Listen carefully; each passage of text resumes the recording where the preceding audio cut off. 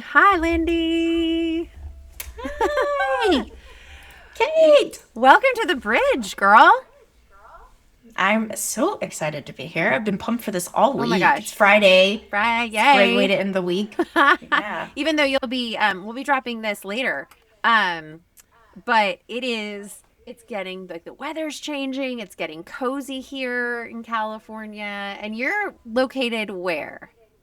I am in Southwest Montana, Bozeman.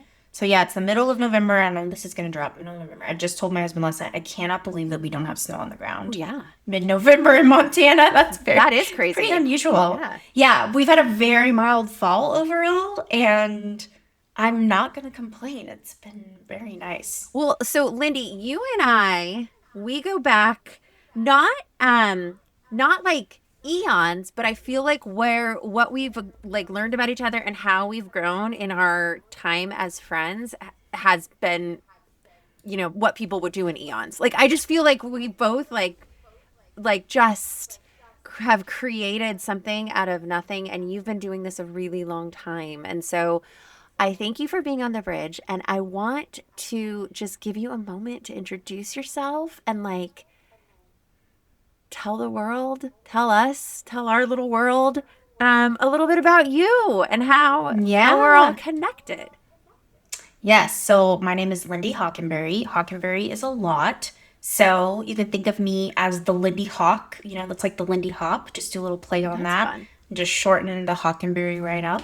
Yeah, and personally, I am a Montanan. As I said, I'm a dog mom. I got my two guys Oh, right here. If you know me, I'm like all about the squishy face dogs. So I've got my Boston Terrier and my Frenchie right here. Professionally, I love the title The Bridge because that is what I am. I am the bridge between education and technology. So I kind of work on both love it. sides. I work on the educator, school teacher side to help them unpack the effects of emerging technology on their curriculum and their instruction. And then I also work on the tech side with ed tech companies in particular, or sometimes tech companies that have ed tech Yeah. products to help them make sure that their products meet the needs of K 12 education. And I should say, I did not mention this, but I'm a lifelong educator. I spent my career in education. I started teaching middle school, high school. I taught business education and family consumer sciences, so CTE. And when I taught business, my Amazing. classroom was a computer lab.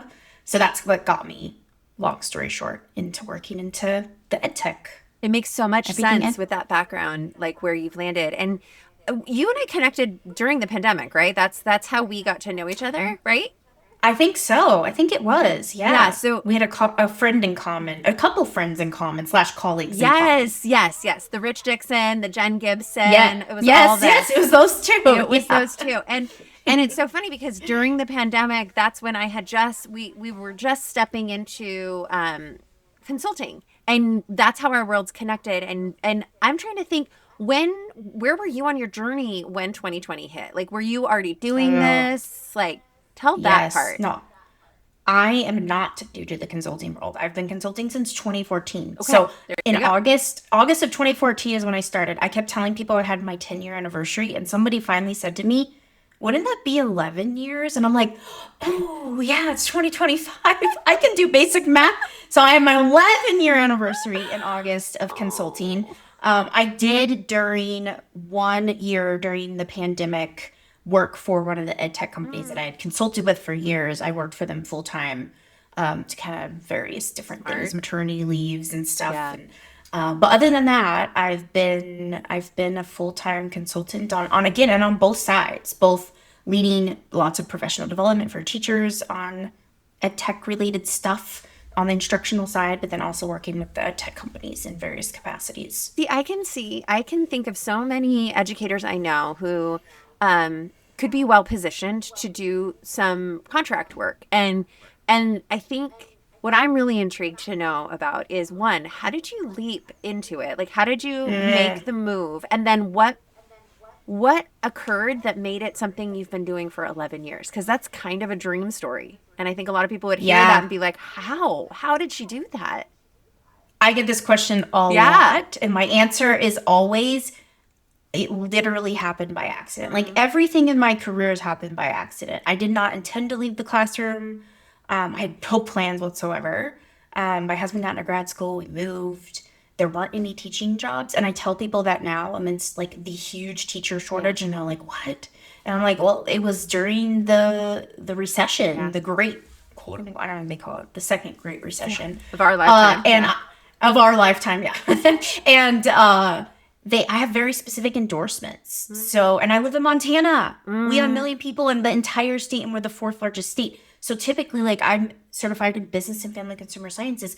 There's one, maybe two of each of those teachers in a high school, and that person might stay 30 years waiting for them to leave to get in. So, so that's kind of, I ended up doing curriculum development. We did a lot of professional development on the curriculum. We started integrating a lot of technology into that curriculum. Then I worked as a tech integration specialist for a regional service center, and we supported 80 school districts-ish around Southwest Montana. And yeah, so Montana is massive, fourth largest state, and we only have 5 regions. Wow. For the whole state. And the whole idea of service centers were really new at the time to Montana. So yeah, I was Region 4, which is the Southwest. So we had about 80 school districts in our 80-ish in our region that I supported from an instructional technology perspective. And that is what led me into consulting. I realized the need was much more than Southwest Montana. And honestly, I made the leap, and I started very much focused on Montana and that rural educator perspective. I come from Southeast Montana, a very, very, very, very, very small town of 400-ish people. The whole county I come from has, I don't know, like 1,100, 1,200 people. Oh my gosh. Maybe 1,500 people in the whole county. So I went to school in rural Montana. I taught in rural Montana. And I understood that you're at that point especially, and honestly still now, you are lucky to have even tech support when it comes to technology, let alone instructional technology support. So my whole goal when I first started was support those rural schools and those rural teachers with instructional tech support. And it just kind of grew and has shifted and changed a lot. My focus and everything in what I do has shifted a lot, much more nationally, much more internationally even in the last 11 years. But yeah, that's how I got started. Honestly, it was just kind of like a calculated risk, and hey, I want to help more people.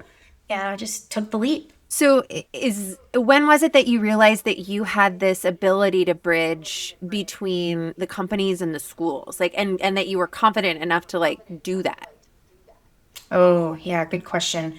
Honestly, it again just started to happen naturally because I was leading as my work as a tech integration specialist at the service center. And then when I went off and went on my own, I was leading tons of professional development trainings for teachers on tech related stuff. And I always say it's so interesting. I mean, I've been in ed tech specifically for about 15 years now, and watching the phases. So like when I first started, it was the iPad craze. Like iPads had just come out in the last couple of years. Schools are buying up iPad cards. They didn't know what to do with it. So they'd bring me in to like, hey, what do we do with these iPads? Like, we know we should do something, but we don't know exactly what, right? Then it was Google. Yep. Then Google Apps for Education, right? So it was like very Google focused. Then it was like the STEM. Then the Chromebooks. Then there was like a big immersive learning VR push there, right? So as I went through those shifts, that's when I really started working a lot more with the ed tech companies in particular. And I saw that there was not a bridge. And I just naturally, because that's what I do, started to become the person that teaches teachers things that they need to understand about the ed tech industry and ed tech products. Like even little things, like whenever I'm doing my trainings, I always throw out terminology. Like you need to understand what UI, user interface. UI stands for user interface. And that helps you give better feedback on the products that you're using and make sure that you have a voice in the product. When you can say, hey, your UI needs help because this isn't working for me or whatever it is, right? And then the other thing I do is I educate them about things like how product feedback cycles and how those ed tech companies integrate product feedback, right?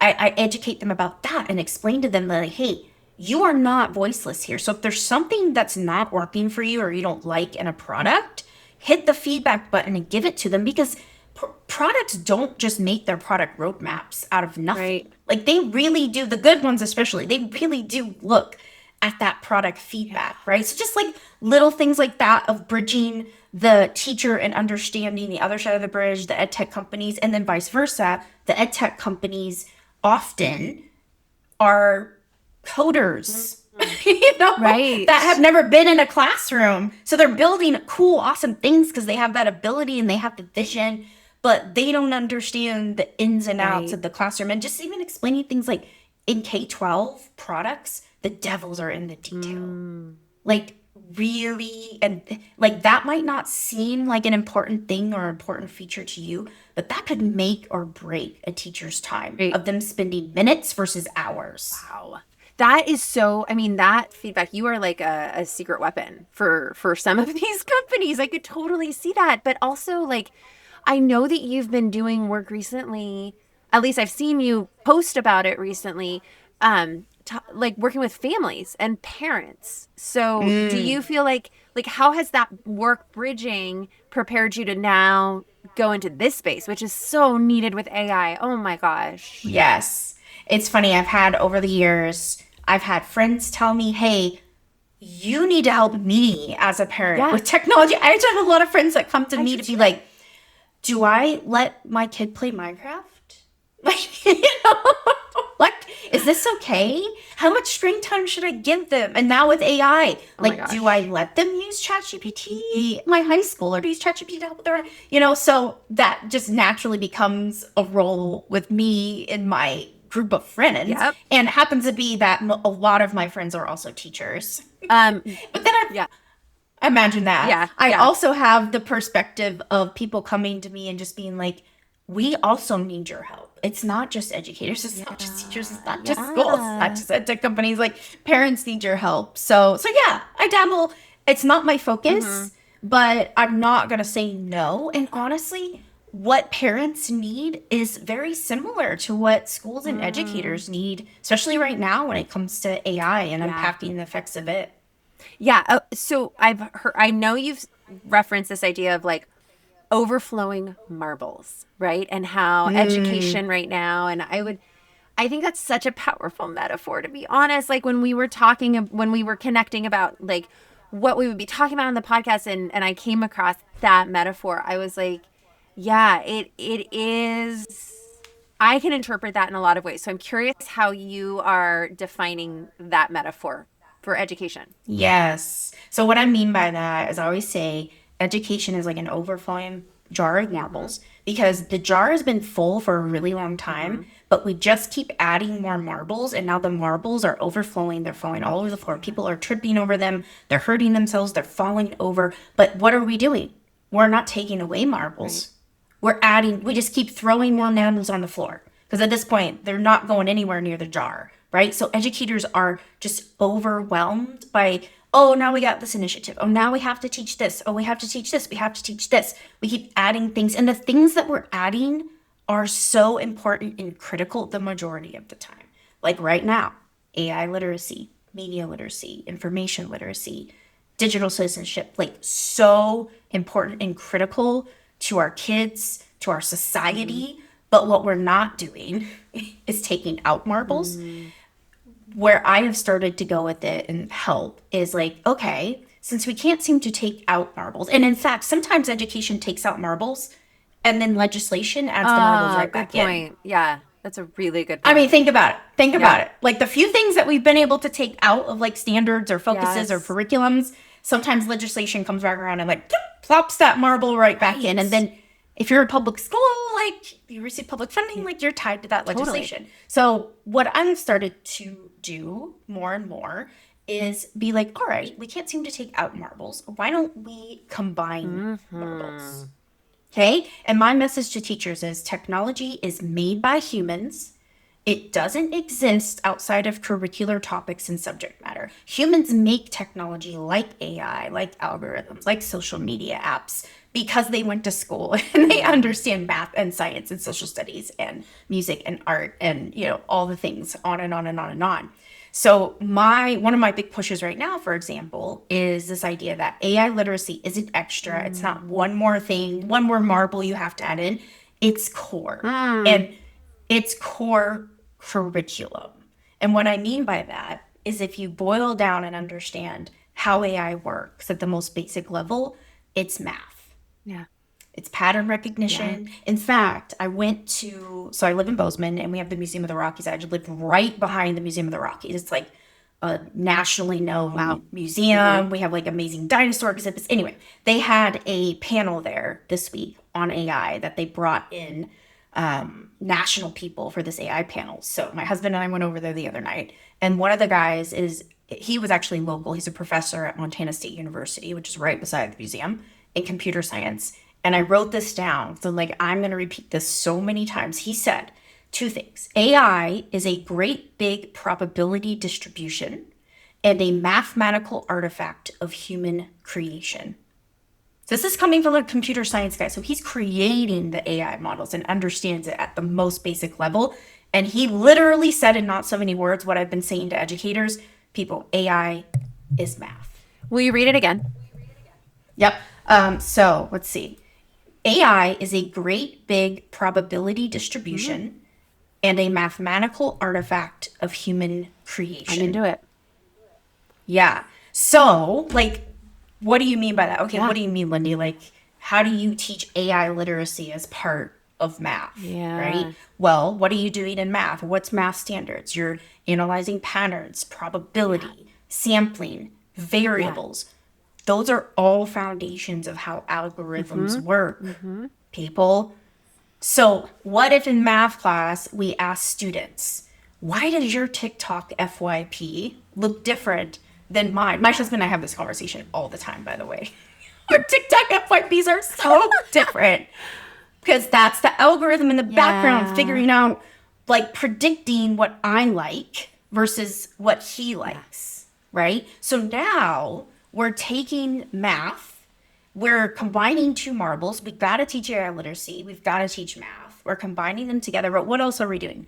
We're adding relevance Yeah. and real world to that teaching, which is so lacking in so many ways in a lot of formal education, that relevance piece of, connecting it to why students should be interested. And it's not just math, by the way. There's a huge amount of science, social studies. Honestly, I've been able to attach AI literacy to, I think, about every content area that absolutely. seem to be typical of what we teach Yeah. in K-12 education and like what our standards match. So, okay, I'm going to take your metaphor to another level. So tell me if this tracks. After listening, so this is what I've thought about the metaphor before talking to you, and now I'm affirmed, which is maybe it's less about all the marbles as they're currently shaped, but perhaps what we're needing to do is grab a hammer and chop them up because Chop up the marbles, make more space in the make jar. more space in the jar and through deconstructed learning. And Oh my God. right? Because now all love that it. empty space that's hiding in those spaces between marbles it can be if Intertwined. yes, we Interdisciplinary learning. boom. And then through science, we are taking marbles and it's creating a solid foundation for us to put more marbles, deconstruct them, regenerate. And I don't know. That to me is like what makes me tick is when we take super complex topics. This is what you just did. You take that super complex topic like computer science and algorithms, right? And you start hitting up that marble and creating marble dust that is now going to settle and reshape into something else, or maybe attach itself to another subject area or another project or whatever. Yep. Right? 100%. I love that. I love the idea of just break the marbles up. Yeah. Then you're filling up all the airspace in the jar to make more room, and you're intermixing everything together. But guess what's going to happen has to happen in order for that to happen? Yeah.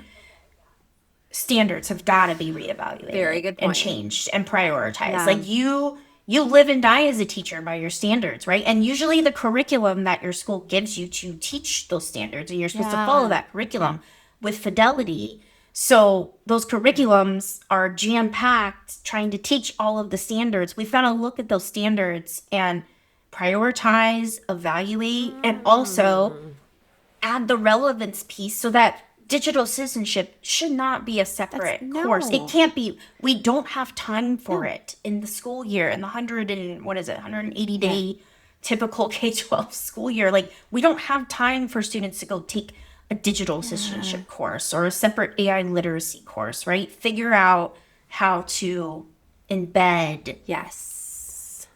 and add relevance And at the add same time. relevance at the same time and take care of our children's minds and hearts because there's all of that. Yes. That's a huge area that I personally have dove into is AI literacy and social emotional learning and just doubling down on that because I also have found that like teachers at this point in time need to be reminded that they are still experts in child development. They still know how children tick aside from any curriculum that will ever be offered or not offered. Like they know kids. This is what we do. Yep. And like we've somehow like started to question like what we know about children and what we believe about like what needs to happen and what is happening in their brains with all this innovation. And so I try and make the case like what they're ready for. So why are we having conversations around why this tool versus this one when the reality is their brains aren't quite ready for any of it? Like none of Yeah. it.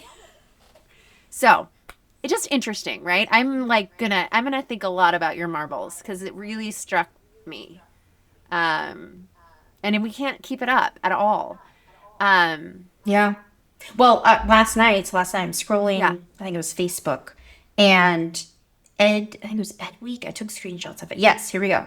Ed Week posted an Uh-huh. article where they had interviewed researchers that did a research study on cell phone use in schools and like all the bans that are happening in state level bans and how different schools are, all that stuff. So the article was titled, Why a Good Cell Phone Policy is About More Than Just Restrictions. It was a really great article, and the conclusion was you can't just totally take out the cell phone and act like it doesn't exist, right? And not teach kids healthy habits and use of that technology, which is the theme. You could take that, we're applying it right now to cell phones and smartphones. You could apply that to almost every other technology that we talk about, right? But guess what? Here, the reason I took the picture, it's a good article and it's good research, but I took the picture because of the comments. Oh, I want to know. One comment. What standards or other demands will be cut down so that teachers have time to teach healthy digital habits? Comment number 2. As a teacher educator, I can tell you that we can't keep adding responsibilities to teachers' plates without taking some off. It's unsustainable. So that right there shows that that's exactly the mentality Yeah, that we have in schools right now. absolutely. And teachers are overwhelmed, they're burnt out. They already feel like they don't have enough time to cover all the standards and things that they can, right? So what do? We put the cell phone in a pouch, we make them keep it in their locker, we act like it doesn't exist. And what that does, there's a quote by a person who like focuses on kid media and media literacy, and it basically says that by not allowing, like just totally taking media out of kids' lives, you're taking them away from the conversation. You're pulling your voice out of it. And right? So, and what happens when we do that with technology is then the creators of the technology have full control. Ooh, dangerous. And we're talking about billion and now trillion dollar companies. Nvidia is worth $5 trillion dollars, people. 5 trillion, not a single trillion. 5 trillion. So they have like unlimited amount of resources to do whatever they want and run amok. So if you're not having your voice as part of the conversation, like that's, I think you said, what did you say? Dangerous. Did you say Yes. dangerous? It's dangerous. It really is dangerous because they're going to run amok and do whatever they want, right? It basically becomes technology built without us and not for us. Is technology used on us and not by us? That is like a Black Mirror episode. I love Black Mirror, by I the know way. it's really creepy. So good. And my husband will not watch it. He's like, I don't know how you watch it. Stresses me out. Yeah. You're into it. You know what? It's because I'm a optimist. Like an extreme optimist at heart. And so I watch it and I laugh. Oh, I love Because that. I know that if we can get our act together in society, and I really do believe that it starts with education and public education in particular. If we can get our act together and we can figure out how to teach civics and citizenship and information literacy, then we're not going to have the Black Mirror happen. But unfortunately, I don't think we're on that path yet. But I feel like AI is like pushing us there, and we're finally realizing like this is a technology that we can't ignore and act like, oh, we're just going to go about and do our math worksheets and act like, you know, the world around us isn't changing fundamentally anymore. Now we have a technology that students can use to complete that math worksheet. Right? So it's like forcing education, which tends to move very slow for many, many reasons. That's not targeting any particular person, or it's just as an institution, right? Formal education moves really slow. And it's still, don't get me wrong, it's still moving slow, but it's maybe forcing the slow machine to like veer a teeny tiny bit. I agree. And I've recently been participating in a community of practice for educator prep programs, where we're looking at AI literacy, AI use and implementation in educator prep programs. Because obviously you and I could both know, we know this, like the kids aren't getting what they need because the teachers don't get what they need. Leaders aren't getting what they need. And so where does that start? It starts in teacher prep and like leader prep. So it's a really interesting flip to the conversation that I am loving. And I feel like I'm going to walk away with more like brain babies that need to go somewhere. But brain babies. I have lots of brain babies. Full of them, right? So let me ask you this. Last question. I love to end with this question, but yours I'm going to twist a little. So you stepped into this role as a bridge builder in 2014. So if you could go back and tell Lindy 2014, like advice or like something, what would you tell her? Oh my gosh, right? Where do I start? Well, for one, I had no idea what I was doing from like the consultant side. Did it matter? Probably more. Yes and no. I mean, I can't go back and change it. It is what it is, and it brought me to where I am now. Oh man, you're just hitting me with the tough questions. In real time. Like you got to just come up with it. That's okay. You know, here's what it is. I told you about like the cycles and the ups and downs. We had the iPad craze, and then the Google craze, and then the Chromebooks, and then the STEM Maker Learning, and you know, on and on and on. And sometimes they were happening at the same time, you know, type of thing. And I would get so busy supporting educators on those things because that's what schools were asking for. And I would at times try to be like, oh, hey, we should also talk about this, right? But schools were like, oh, no.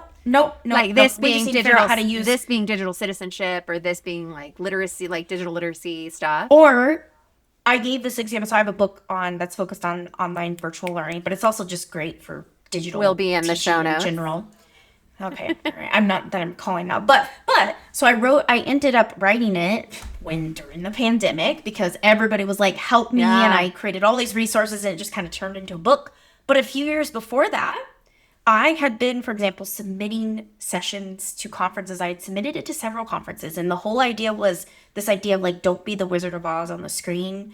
And this whole idea of like hybrid, blended, virtual learning, and using, at the time it was Nearpod, using the tool Nearpod to do more like hybrid virtual learning type stuff, and trying to get teachers in schools to realize like, hey, you could use this for snow days. You could use this potentially if, you know, there's kids that are sick that can't come to school. You could use this as a backup plan if like school buildings have to shut down. So I was like saying that, and guess what? Not a single conference accepted that proposal. Wow. What year was this? What year was this? It was probably 2016, 17, 18, somewhere around there. Oh my gosh. Right? Fast forward a few years to 2020. March of 2020, even January of 2020, honestly, schools were already starting to shut down in certain places. And they were desperate for that kind of stuff. And everybody was like just like, hey, help, right? That's just, I should have pushed more and not gotten out of my busyness. That's one example. The other example is I had been talking about AI and I had been hinting at, I had been submitting conference proposals about AI. I want to say starting about 2020 because people, ChatGPT, by the way, it is November 14th. We're recording this. The 3-year anniversary of ChatGPT, I believe, is November 30th exactly. I Oh, think it's I the day knew that it it was came in out. November. Yeah, Okay. it's like it was like the last day of November, so it's easy to remember. November, I think it was right around November 30th of 2022 is when ChatGPT was released to the public, and anybody for free could go log into ChatGPT. Now you don't even have to log in, right, for free and use it. So that's when like generative AI like hard launched. Yeah. It wasn't a soft launch. Hard launched into the world so that anybody had access to it. But guys, the GPT large language models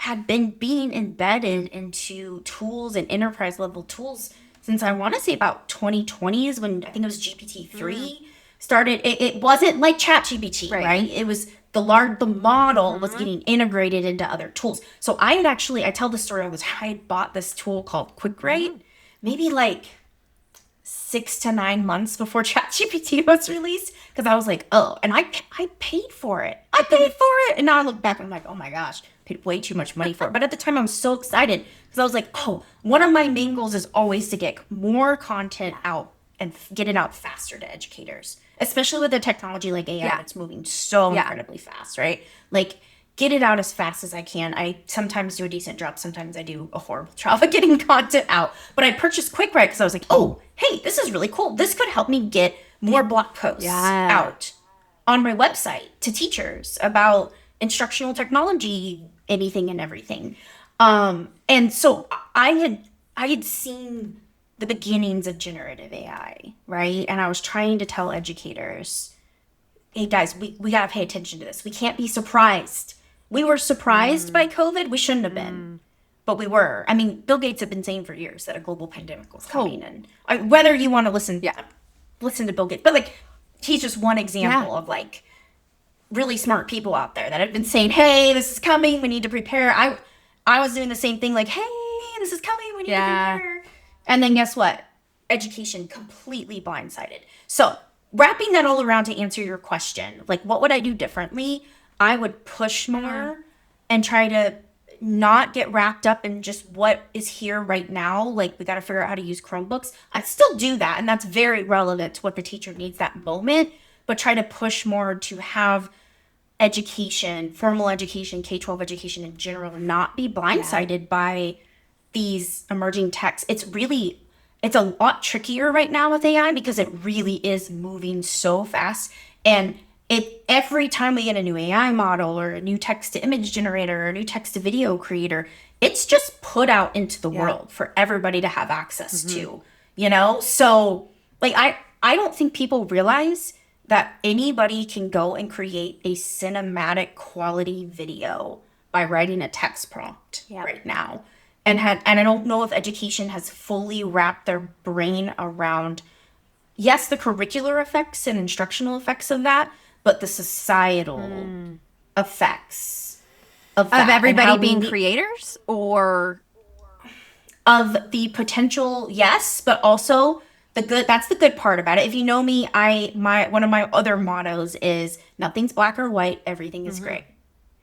So every technology has really good things and every technology has really bad things. You can look everything, right? Everything in life has good things and bad things. And there's nothing that's black and white. And if you find yourself with anything in life in the black or white side of something, you're probably not in the right spot. You need to shift and find the gray in the middle. Like I'm not telling, when you start thinking that way in life, you start finding like it applies to almost everything. Yeah. You start asking questions differently, right? Like you start asking questions differently. You start evaluating, fact checking, and thinking about things differently. I feel like I'm way over in the white. I need to ask more questions and look into more like shift into the gray. So shift into the gray. Oh my God, wait. Shift into the gray. Titling our podcast, Shift into the Gray. Shift into the gray. But it's the same way with AI, right? So when you think, okay, everybody can create a cinematic quality video right now, the good part about that is, holy cow, equity.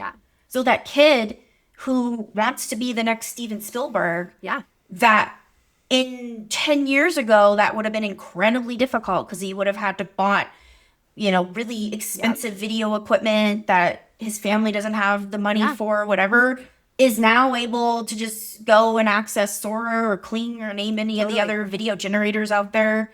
What is Google? Is it Vegas? It's banana. Google. Banana? Is it Oh, okay, I don't people know. are calling I don't know. I see go bananas. Okay, maybe I'm wrong. I should checking. I don't Fact check. know. I haven't heard banana. We need to fact Fact check that one. checking. Google also has this crazy one, by the way, that creates like immersive 3D worlds. I don't think it's been officially released, but they've like teased at it. Anyway, moral of the story, there's a lot out there. And a lot of it's free, or at least you get the basics for free. So there's the good side of like the text to video stuff. The bad side, deepfakes. That's the huge one.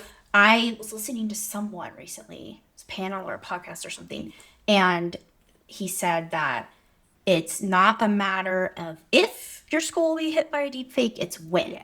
So if you don't have a deepfake policy or, some sort of policy or something and a plan of what to do when that deepfake hits, like you're already behind, type of thing. So that's the con side. That's the black side, if you may, of the text to video generation. I appreciate that. I do. And I think there's something about accepting the gray and not avoiding it that's really empowering, because I think especially like with the examples you're giving and just with media, just the onslaught of media that we're all experiencing, like there needs to be the criticality that I think you're suggesting with acknowledging the gray. And especially like every conversation I've had around AI, there will be someone or someone's in the room that brings up environmental concerns. And like, I'm really trying to dive into like what's an appropriate, activating, and respectful way of acknowledging that like there's gray. There's gray. Yeah. And we know when you know better, you do better, and we're working on knowing better. And I'm not excusing it as much as I'm like, just kind of like sitting in the gray for a minute and like letting that discomfort become activate me in some way. I don't know where, I don't know how, but I'm going to sit in it and not avoid it, and that to me is what's really great about what you just said. And I think we could all benefit from that. And that's one of my biggest messages to educators is you can't avoid, you can't act like it doesn't exist. You can't just block and ban. You're taking yourself and your students out of the conversation. Yourself, your students, even your community. You're taking yourself out of the communication, and now you have no voice. And that's versus dangerous. So if you engage with it, and you can engage in a very critical lens, that's okay. That's good, right? But now you have a voice to say, hey, you know what? I don't like this use of AI in education. Yeah. Or, hey, this could be a really good use for AI in education. Because there's both, and we're seeing products that have very much both ends of that spectrum of, oh, this is a really good, purposeful, powerful use of AI in education in some way. And then the other end of it, where people are going, oh, wait, no, this is not good. This is dangerous. Yeah. You don't have to talk about anthropomorphism. Like, you don't want to, and there's a huge debate about that in the education world. But guess what? There's a debate because people are interacting, engaging, asking questions, thinking critically, and not just being like, nope, I'm going to pull the wool over my eyes and act like it doesn't exist type of thing. I just think you're like the full court press of education support, if I can just say that to you. Like what I love about what we've talked about and what I know about your work is that you know exactly where to position yourself to support leaders and decision makers. And you're really good at also taking those conversations and turning them into practical learning experiences for their teachers. So that's what I'm saying. And then now to also throw on the ability to like support community members and families and all of that. And then to bring in the lens of business, but then also the mentality of the classroom teacher. I just think you have so much good to offer, and you're not a bridge builder, girl. You're a city planner. Like well, you're way too nice. If I knew I was going to get compliments, I'm such a Lindy fan. The Bridge podcast. Well, I am a Cate fan as well. Well, thank you. do some pretty good work yourself. Thank you. So. Thank you. Thank you. It has been my pleasure. I feel like our show notes are gonna pop. So there's like all the articles you just post. I'm like, I want the Ed Week article. I want like information about that Montana museum. Like I like all the things, right? But also just I hope people follow you and like dial into who you are, your generosity across social media. Like I really feel like you above so many others have really positioned yourself as a thought leader, but also as an educator of educators. And that is so just warms my heart, because I think it's easy to get caught up in like, oh, will this bring in the money or will this bring in the opportunity, especially when your whole world is contracts. But you're so generous with what you give and how you offer it. So please keep, as long as you can sustain that, please keep giving, because there's plenty of us out there that are like gobbling it up. Good. I'm glad. I'm glad. And yes, I just dropped a brand new website. Yes. I haven't even announced it like on socials or anything yet because we're still in the QA period. But it's there. It's live. So lindyhoc.com, lindyhoc.com. Yep. And I'm so excited about it. It's got a much clearer UX, which stands for user experience, which is very important, which is like the whole process of like when you go to a product or a website and you can either easily find what you want or easily not find what you want. My new website is very much an improved UX. At least I hope that was my goal. I would attest. I was playing yesterday. Oh, you were. Yay! So yes, I've got like, a whole resource section now that's full of blog posts and events and webinars that I do. And I am working on adding lots and lots. You're a busy woman. Great stuff for educators. So. Well, thank you for this time, and until next time. All right. Thank you.